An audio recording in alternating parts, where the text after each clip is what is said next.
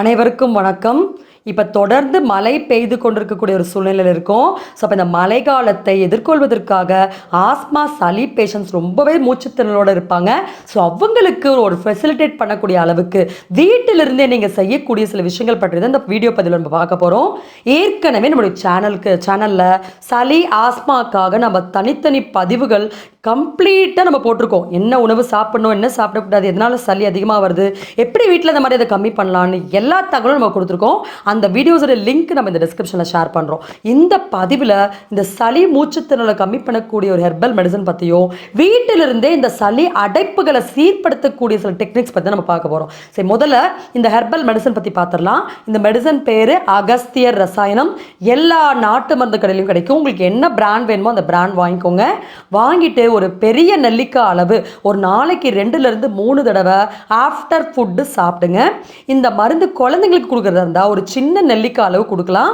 அதே மாதிரி after food ஒரு நாளைக்கு 2லிருந்து 3 தடவை கொடுக்கலாம். இதில் கடுக்காலேருந்து எல்லா எசென்ஷியல் மெடிசன்ஸுமே மிக்ஸ் ஆகிருக்கிறதுனால எந்த விதமான பக்க விளைவுகளும் கிடையாது. நமக்கு உள்ளே இருக்கக்கூடிய சளிக்கழிவுகள் அழகாக மலக்குடல் வழியாக வெளியேறிடும். இன்னொன்று, நம்ம நினைக்கிற மாதிரி சளி நம்ம நினைக்கிறோம் கிளைமேட் சேஞ்ச் அதனால சளி பிடிக்குது, இல்லை ஒரு இன்ஃபெக்ஷன்னால சளி நமக்கு வந்துடுது அந்த மாதிரி நினைக்கிறோம். ஃப்ரூட்ஸு ஜூஸஸ்லாம் எடுத்தால் சளி அதிகமாக நினைக்கிறோம். நம்ம உடம்புக்குள்ள சளி அதிகமாகிறதுக்கான என்னென்ன உணவுகள்னு நம்ம மெயினாக பார்த்தா பால், நான்வெஜ் போன்ற அதிகமான விஷயங்களை கன்சியூம் பண்ணுறது, பிஸ்கட் எடுக்கிறது, மைதா, சப்பாத்தி போன்றவற்றையே தொடர்ந்து ஜீரணத்திற்கு ரொம்ப ஹெவியான பொருட்கள் நீங்கள் சாப்பிட தான் சளி அதிகமாகும். ஃபார் எக்ஸாம்பிள், குக்கரில் வச்ச சாதம் பருப்பு கூட நமக்கு ஜீரணம் ஆகலைன்னா கேஸ் ஃபார்ம் ஆகிட்டு சளி வரும். இந்த வீடியோவில் கூட நீங்கள் பார்க்கலாம். ஒரு பையனுக்கு நம்ம கப்பிங் வீட்டிலே போட சொல்லி கொடுத்துருக்கோம், எந்த அளவுக்கு அந்த கப்பில் கேஸஸ் ஃபில் ஆகிருக்குன்னு. ஸோ அப்போ அந்த கேஸஸ் வெளியே போயிடுச்சுன்னா ஆட்டோமேட்டிக்காக சளி போயிடும். ஸோ அதை நம்ம கொஞ்சம் புரிஞ்சுக்கணும். ஸோ நம்ம வீடியோஸ்லாம் நீங்கள் பார்த்தீங்கன்னா உங்களுக்கு தெளிவாக புரியும். யாருடைய உதவியும் இல்லாமல் வீட்டில் இருந்த மாதிரி இந்த சளி உங்களால் நிறுத்த முடியும். ஓகே, அடுத்து எல்லாருக்கும் தெரிஞ்சது தான் ஆவி பிடிக்கிறது போல் ஒரு எக்ஸலண்ட்டான ஒரு ரெமெடி இருக்கவே முடியாது. நல்லா தண்ணியை கொதிக்க வச்சுக்கோங்க, அதில் மஞ்சத்தூள் போட்டுக்கோங்க. இப்போ 4 இலைகள் நம்ம யூஸ் பண்ணுறோம். உங்களுக்கு எது கிடைக்குதோ அதை நிறைய நீங்கள் போட்டுக்கலாம். வேப்ப இலை நம்ம யூஸ் பண்ணியிருக்கோம், திருநீற்று பச்சளை நம்ம யூஸ் பண்ணியிருக்கோம், அதே போல் நொச்சித்தலை, இது எல்லா இடத்துலையுமே உங்களுக்கு கிடைக்கும். நொச்சித்தலை, தும்பத்தலை, இது 4மே நல்ல உடம்புல இருக்கக்கூடிய டாக்ஸன்ஸை பிரேக் பண்ணக்கூடிய அளவுக்கு ஒரு எக்ஸலண்ட்டான காம்பினேஷன். ஸோ நம்ம ஈக்குவலாக யூஸ் பண்ணி அந்த தண்ணியை கொதிக்க வச்சு அந்த தண்ணியில் வர வேப்பர்ஸ் அதை ஒரு பெட்ஷீட் போட்டு நம்ம இன்ஹேல் பண்ணுவது எல்லாருக்குமே இந்த மெத்தட் தெரியும். ஸோ இந்த இலையில் எது உங்களுக்கு அதிகமாக கிடைக்குதோ நம்ம மஞ்சத்தூள் கூட போட்டு நீங்கள் ஆவி பிடிக்கலாம். இது நல்லா நம்ம மண்டையில் இருக்க சளியை பூரா கரைச்சிரும். அப்புறமா நீங்கள் இந்த மருந்து பயன்படுத்தும் போது உங்களுக்கு ரொம்பவே ஈஸியாக சளி வெளியே போகும். ஸோ நம்ம எல்லாமே கம்பைன் பண்ணி பண்ணாதான் நம்மளுக்கு ஒரு நல்ல ரெமெடி கிடைக்கும். அதை விட்டுட்டு மாத்திரையை போட்டு அப்பத்துக்கே அந்த சளியை நிறுத்துறதுனால தான் இன்னைக்கு எல்லா விதமான நோய், இன்ஃபெக்ஷன் எல்லாமே இன்னைக்கு அதிகமாகிட்டே போகுது. ஓகே, அடுத்து பார்த்தீங்கன்னா மூக்கையும் காதையும் க்ளீன் பண்ணிக்கணும். அதற்கு ஒரு எண்ணெய் எப்படி ப்ரிப்பேர் பண்ணுறதுன்னு பார்க்கலாம். வேப்பெண்ணெயை லைட்டாக சூடு பண்ணிக்கோங்க. அதில் கொஞ்சம் திருநீற்று பச்சளை, அது கிடைக்காதவங்க துளசி போட்டு அந்த எண்ணெயை வடிகட்டி இப்போ நம்ம காட்டுற மாதிரி ஒரு பாட்டிலில் ஊற்றி வச்சுக்கோங்க. மூக்கில் ஒரு 4 ட்ராப்ஸ் விடணும், காதில் ஒரு 4 ட்ராப்ஸ் விடணும். காதில் விட்ட உடனே பார்த்தீங்கன்னா காதில் நல்லா தொட்டு பார்க்கலாம். காதுடைய நரம்பு அப்படியே அந்த தாடைக்கிட்டலாம் அப்படியே இறுக்கமாக இருக்கும். இந்த மாதிரி மூச்சு திணறல் ஏற்படும் போதோ சளி இருக்கும் போதோ அப்போ நம்ம அந்த காதில் எண்ணெய் விட்டு லைட்டாக அந்த காதுகிட்ட clockwise anticlockwise நம்ம மசாஜ் பண்ண அந்த பார்ட்ஸ் நல்லா கிளியர் ஆகி பிரெயினுக்கு போகக்கூடிய சர்க்குலேஷன் அதிகமாகும். பிரெயினுக்கு நல்லா சர்க்குலேட் போனாலே லங்ஸுக்கு போகக்கூடிய ஏர் நல்ல ஒரு ப்ரீத்திங் டிஃபிகல்ட்டி இல்லாமல் ஸ்மூத்தாக நமக்கு இன்ஹேல் அண்ட் எக்ஸேலுக்கு ரொம்பவே ஹெல்ப்ஃபுல்லாக இருக்கும்.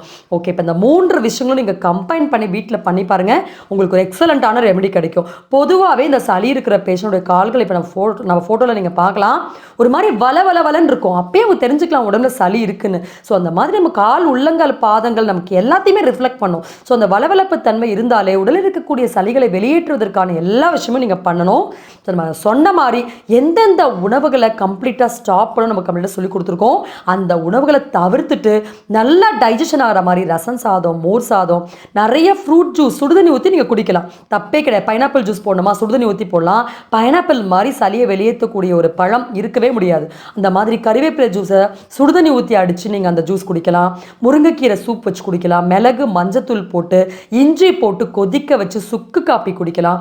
ஸோ இது எல்லாமே உடம்பிலிருந்து சளியை முற்றிலுமாக வெளியேற்றும்.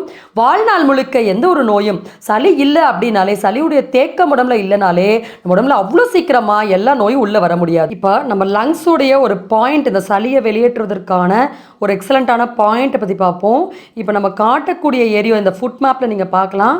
இந்த விரல்கள் கீழே கால் வந்து ஸ்டார்ட் ஆகிற மேடு ஏறுது பாருங்கள்.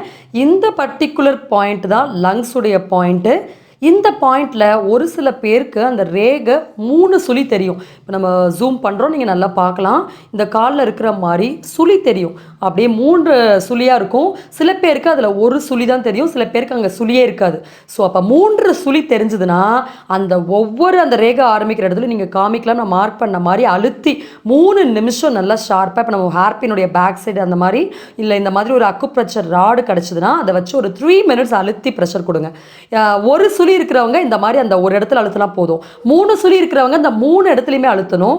அதே மாதிரி அந்த சுழி இல்லாதவங்க அந்த சென்டர் பாயிண்ட்ல ப்ரெஸ் பண்ணிடணும். அடுத்து கட்டை விரல்ல இதே மாதிரி ரேகை ஆரம்பிக்கும் எல்லாருக்கும். அந்த இடத்துல சளி வீசிங் ப்ராப்ளம் இருக்கும்போது ஒரு சின்ன வீக்கம் இருக்கும். அந்த இடத்துல அழுத்தி ஒரு 3 மினிட்ஸ் ப்ரெஷர் கொடுத்து பாருங்க.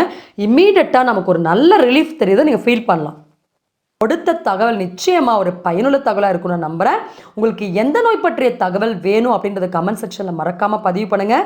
நிச்சயமாக அதற்கான செப்பரேட்டான வீடியோஸ் சீக்கிரமாக நம்ம சேனலில் நம்ம அப்லோட் ஆகும். நம்ம ஸ்ரீயா ஹெல்த் கேரில் நம்ம கம்ப்ளீட்டான ஆன்லைன் டயட் கன்சல்டிங் ப்ரொவைட் பண்ணுறோம். அதாவது நம்ம எந்த விதமான மருந்துகளும் நம்ம வந்து சேல் பண்ணுறது கிடையாது. உங்கள் உணவு பழக்க வழக்கத்தை உங்கள் நோய்க்கு தகுந்த மாதிரி நீங்கள் எப்படி மாற்றி அமைத்து கொண்டால் முற்றிலுமாக உங்கள் பிரச்சனைகள்ல இருந்தும் வலிகள்ல இருந்தும் வெளியே வர முடியும் அப்படின்ற ஒரு கம்ப்ளீட் பர்சனல் கைடன்ஸ் தான் இந்த சப்போர்ட். இதற்கு நீங்கள் உங்கள் இன்ஃபர்மேஷன் நம்ம வாட்ஸ்அப் நம்பருக்கு அனுப்பிச்சிங்கன்னா உங்களுக்கான கைடன்ஸ் கம்ப்ளீட்டாக நம்ம ப்ரொவைட் பண்ணுறோம். ஸோ உங்களுடைய ஃபீட்பேக்ஸை நீங்கள் கமெண்ட் செக்ஷனில் மறக்காமல் பதிவு பண்ணுங்கள். என்ன நோய் பற்றிய தகவல் வேணும் அப்படின்றத மறக்காமல் பதிவு பண்ணுங்கள். ஸோ இந்த வாய்ப்பை கொடுத்த இறைவனுக்கு நன்றி கூறி வணக்கம்.